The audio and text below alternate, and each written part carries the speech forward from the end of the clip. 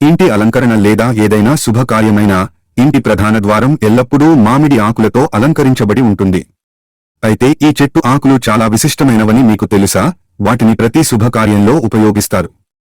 అదేవిధంగా ఇంటి ప్రధాన ద్వారం ఏ చెట్టుతో కట్టబడిందో ఆ చెట్టుకు ఉన్న చెక్క శుభమో అశుభమో తెలుసుకోవడం చాలా అవసరం. ఎందుకంటే ఇంటి ప్రధాన ద్వారం బాగా చేస్తే ఇంట్లోకి ఎలాంటి నెగటివ్ ఎనర్జీ ప్రవేశించదు, మీ కుటుంబం ఎప్పుడూ సంతోషంగా ఉంటుంది.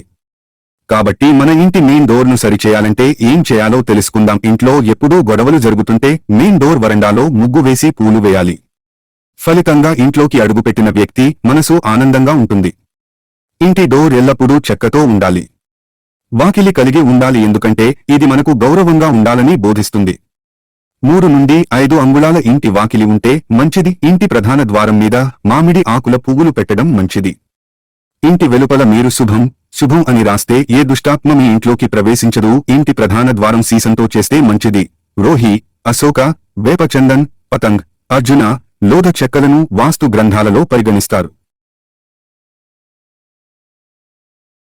అదేవిధంగా ఇంటి ప్రధాన ద్వారం బహద్, ఓస్ట్ ట్రీ, బర్గట్, పకండ్, కీట్ పేరుతో నిర్మిస్తే చాలా అశుభం. ఎల్లప్పుడూ ఇంటి ప్రధాన తలుపును 2 చేతులతో తెరవాలి. ఇంటి తలుపును ఎప్పుడూ తెరిచి ఉంచకూడదు, తద్వారా ఎవరైనా ఒకరి ఇంట్లోకి చూడగలరు.